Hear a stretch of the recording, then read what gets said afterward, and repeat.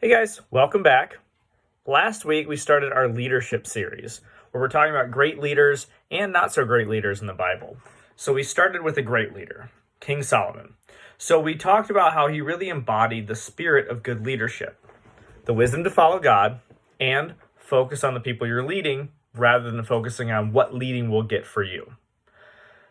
However, it's not always easy to do the right thing, and today we're going to look at somebody who was not very wise, and we're going to look at what happened because of his arrogance. So Rehoboam was King Solomon's son, and he took over after Solomon's death. So let's jump into our Bibles. It's a bit of a long passage today. We're going to 1 Kings chapter 12, verses 1 through 18.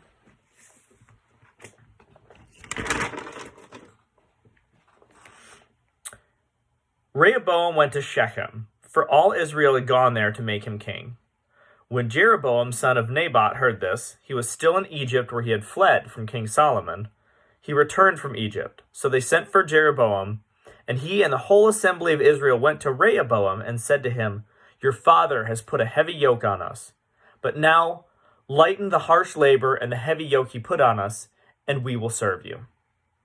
Rehoboam answered, "Go away for 3 days and then come back to me." So the people went away. Then King Rehoboam consulted the elders who had served his father, King Solomon, during his lifetime. "How would you advise me to answer these people?" he asked. They replied, "If today you will be a servant to these people and serve them and give them a favorable answer, they will always be your servants." But Rehoboam rejected the advice the elders gave him and consulted the young men who had grown up with him and were serving him. He asked them, "What is your advice? How should we answer the people who say to me, 'Lighten the yoke your father has put on us'?" The young men who had grown up with him replied, "These people have said to you, 'Your father put a heavy yoke on us, but make our yoke lighter.' Now tell them, 'My little finger is thicker than your father's waist. My father laid a heavy yoke. I will make it even heavier. My father scourged you with whips. I will scourge you with scorpions." 3 days later, Jeroboam and all of the people returned to Rehoboam. As the king he had said, "Come back to me in 3 days." The king answered the people harshly. Rejecting the advice given to him by the elders, he followed the advice of the young men and said, "My father made your yoke heavy. I will make it even heavier. My father scourged you with whips. I will scourge you with scorpions." So the king did not listen to the people, for this turn of events was from the Lord, to fulfill the word that the Lord had spoken, that Jeroboam, son of Nebat, through Ahijah the Shilonite. When all Israel saw the king refused to listen to them, they answered to the king, "What share do we have in David? What part in Jesse's son? To your tents, Israel. Look after your own house, David." So the Israelites went home. But as the Israelites who were living in the towns of Judah, Rehoboam still ruled over them. King Rehoboam sent out to Adoniram, who was in charge of forced labor, but all Israel stoned him to death.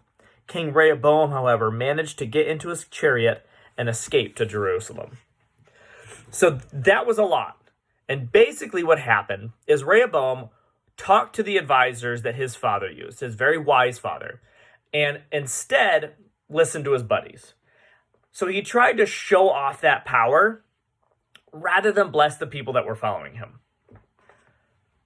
Why do you think that he did this when he probably knew that it was the right thing to do to let the people get off a little easier and have them follow him? Probably peer pressure, right? He wanted to look cool for his friends. He wanted to appear powerful. And it ended with the man who was in charge of forced labor was stoned to death. And he barely escaped. And he divided Israel. All because he wanted to showcase his power as the king rather than show humility and help those who were asking for his aid. So we talked about wisdom last week, and we learned that wisdom doesn't just come from learning from our own mistakes, but also learning from the other mistakes that people make, right? So how can we learn from Rehoboam? First, listen to your elders. Even if you take their advice with a grain of salt, because just because someone's older than you doesn't mean that they quite know what they're talking about. It's still important to go see. They've probably been through what you've been through. And their advice can help you handle it well rather than mishandle it. Second, look into the why. what would be gained from this action, right? Rehoboam valued the money he would get by taxing people more, and by forcing them to do more work, he would earn physical things and the power he would get from pushing other people down rather than the loyalty of his people, which caused him to lose all three of those things, right? He no longer had loyal people, he no longer had the power, and he no longer had the money, right? Third, always think about the advice you get from people who've not experienced what you're going through. So the people that Rehoboam was asking for advice from had not advised anybody. They were just his friends that he grew up with. They had not been in a part of the nation that was in forced labor. He wasn't dealing with the same problems that the people were. They had no idea what they were talking about. So anytime somebody doesn't know what they're talking about, they're just guessing anyways. They might be right, but think about it. What are going to be the repercussions? And obviously the repercussions of taking their advice was one of his top guys got stoned to death and he barely escaped, right? So the fourth and final, probably most important, is show humility and put others before yourself. Self-sacrifice makes other people want to follow you. So let's go back to our passage for one quick verse. It's 1 Kings 12:7. The advisors replied, "If today you will be a servant to these people and serve them and give them a favorable answer, they will always be your servants." So in this sense, it is a servant because he's a king, right? But in our sense, if you're going to be a friend to somebody when you may not want to, they're going to be a friend to you when you need them, right?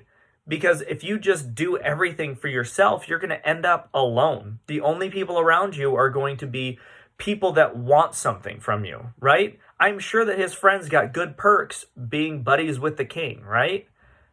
So make sure that you're taking that time to really be a servant to the people you're leading so they can in turn serve the purpose that you need them to, right? If that's when you're working at a job, if you're a manager, if you can serve the people that are underneath you on the totem pole, then they will be there to serve the needs of the company when it comes time, right?